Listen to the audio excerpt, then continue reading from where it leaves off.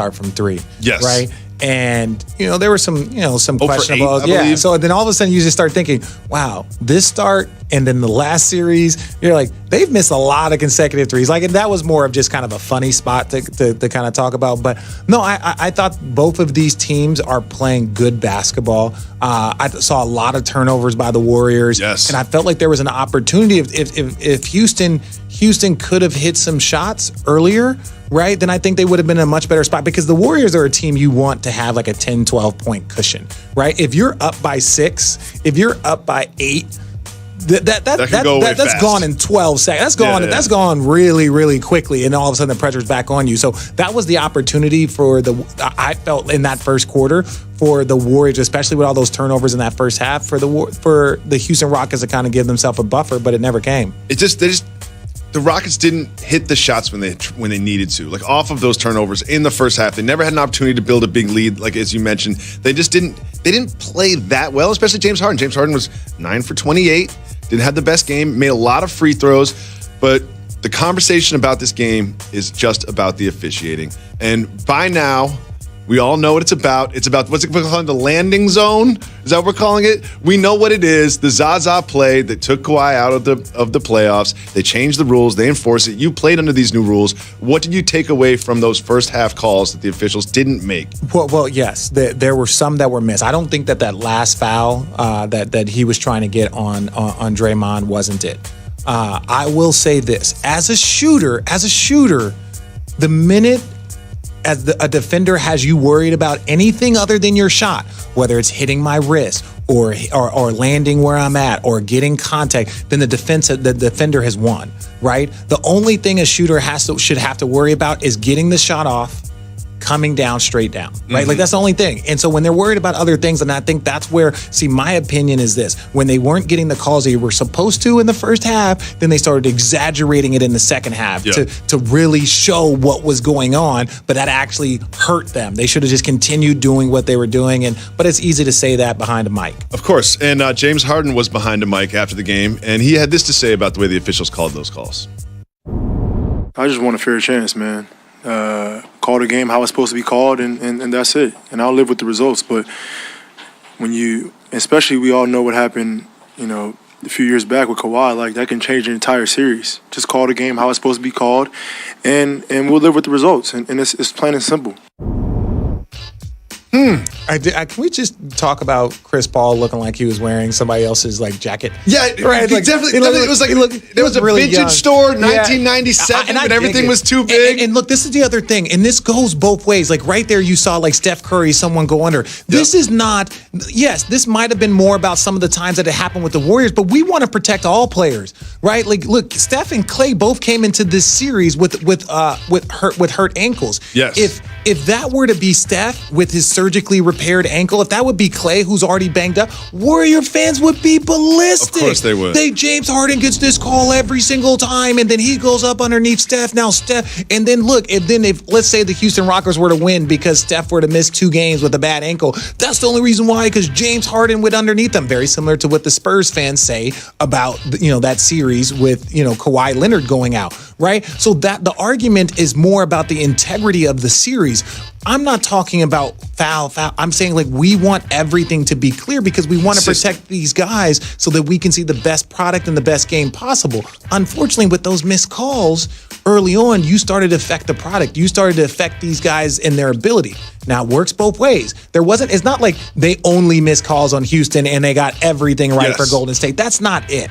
But we can at least be honest and say those first fouls early on could affect how much Klay Thompson plays, could affect how much space they have to give James Harden. All of these things go into it. So I don't want to give Houston excuses. And this is not an excuse. This is more about, hey, moving forward, this needs to be addressed and make sure that it's handled properly. Well, the refs watch a lot of tape and they prepare for the game just like the players do. And James Harden has had, I believe, 95 3-pointers this season, which he's drawn fouls on. And I feel like the refs didn't want to be manipulated by James Harden and also Chris Paul, 2 of their best players. Both of those players, manipulate might not be the right word, but they kind of do. They manipulate the referees to get calls. I said earlier, James Harden has mastered baiting the officials, and a lot of people were and like, defenders. To be fair. And so this is the thing about Daryl Morey, right? Which I did not know, and I'm not, like I said, I'm not big on analytics, right? I get it. You want threes, you want twos, and people try and say the Warriors, oh, they're analytics. Like, no, they just have three of the greatest shooters in the history of the game, and a guy like Steph who's changed it, a guy like KD who we've never seen before, and Clay who's a reincarnation of Ray Allen, right? But in today's world, it's bananas. Daryl Morey, what he was doing is he was tracking officials and knowing, okay, this guy doesn't call 3 seconds. This guy doesn't call, landing zone. This guy doesn't call, he doesn't call reach-in fouls. This guy, so he was tracking all of this stuff. Then he would go and prep his players. He would go and prep his players on, hey, this crew right here, together, they have the least amount of 3 seconds calls. These guys have the least amount of reach-in calls. And then the NBA came in and said, no, you can't do that. You can't track this data and give it to your guys, because then all of a sudden it's actually affecting the integrity of the game. The officials are the officials, and whatever they do is what they do. But I just found that amazing that, that analytics, because I think that's more of like a behavioral science, because it's what an official pays attention to or what he's good at looking at. Yep. I think that's something that I was like, okay, now I believe in that. And I understand why the NBA took that away. But so when he said they've been working on this with 2006, what they do when they shoot threes, they work on shooting threes and moving forward. Because what does that do? That increases your landing zone. That increases your landing zone. So they've been trying to manipulate this for a while, and that's what's opening up the conversation. All of that being said, those couple in that first round on James Harden, they can impact the rest of the game. They were Klay Thompson, who was already in foul trouble, who would have been on the bench, who could have changed the outcome. But there's so much talk about the officials, but one thing that's kind of being overlooked, Kevin Durant, still pretty much unstoppable. Oh, man. 35 points, clutch baskets, and they would just give him the ball in the mid post, and he would just shoot over people. And I said this. I said that the Clippers were going to be a great appetizer for the Warriors, because they were going to get them ready to play. Clay, you're going to have to guard Lou Williams. You're going to have to guard Montrezl. You're going to have to guard. Patrick Beverly is going to wake Steph up. This is not a series, and they proved it. Like, these guys, the way they play. So I think that put the Golden State Warriors in a very aggressive mindset very early on in the postseason. And when they were talking about, look, KD, you're just so much bigger, you can just go. And slowly but surely, that's what he started doing. He just, instead of being tough and trying to be aggressive and do it, he's like, all right, I'm going to get to my spot and I'm going to go up over top of you. I'm going to raise up the ball and I'm going to turn around and I'm going to have basically an uncontested shot with a defender right in my face. Exactly. So that's what he learned in that early series, right,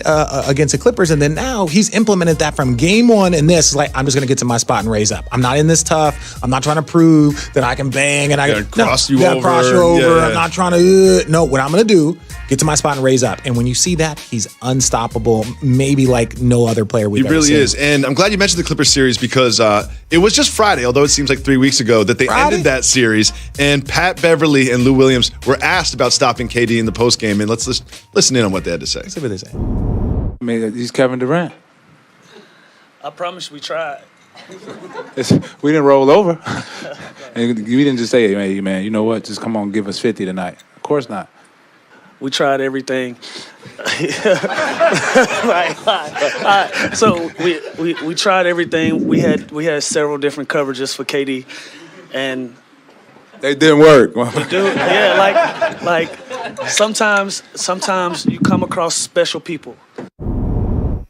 I just love that. I promise we tried. I promise we tried. No. And I love that. But let me say this. Isn't there a difference between that press conference and Russell's and Paul George's? Next question. Next question. Or and they just lost the series. It was a bad shot. Now, I understand there was still some emotion there, and I get that. But look, there is grace in defeat if you gave everything you had and you came up short. Now, they knew that there was very slim chance. They knew that, right? And I respect that. But like they said, we didn't lay down. And that's the beautiful thing to me about basketball is at the end of the day, for the most part, we're all brothers, right? We're all competitors. We can look at a guy and be like, yo, that's different, right? I'm going to go out there and do my best. Yes. Like when I was 36 years old and I was trying to guard Kevin Durant in the NBA Finals and he was cooking me, right? No one went out there and said, that was part of the game plan, too. It's like, we're going to throw RJ in him. Well, it was just more of like LeBron had so much that he had to do. Of course. And there wasn't that many other guys that had the size. And I was like, yo, I'll just go out there and just chase him around. He's going 35 anyway. Yeah, and I'll stand in the corner on offense. Yeah, so I'll just stand there and just do that. So it wasn't like I was out there trying to stop KD. No, I was just being a different person that was just going to take the lumps on my head. But that's the beautiful thing about it. Like I remember guarding Michael Jordan when he came back, right? Mm-hmm. And we had defenders. We had Kerry Kittles. We had Jason Kidd, Kenyon Martin. We had all world defenders on our team. And I remember MJ, he scored 40 on us, right? And he was 40 years old when he did it. But I remember playing defense, doing this. And I remember looking over at J Kidd, because normally if someone got going, we would put a different body on him. And J Kidd looked at me because he had seen that look in Michael Jordan's eye before. He looked at me and was just like, young fella, sometimes you got to take your lumps. You're doing great. Keep it going. You're doing great. You're doing great. We could throw someone else. We could throw somebody else, but I don't think they're going to do a better job of what you just did right there. So just, keep it going. And that's really what, you get these great players like Kevin Durant, and it's just like, hey, we tried. You get players like Kevin Durant that seem like they just can't be stopped. And Giannis Antetokounmpo was that. Don't do that. Until this weekend. We're going to talk about what the Celtics did to slow the Greek Freak right after this. Got to give the people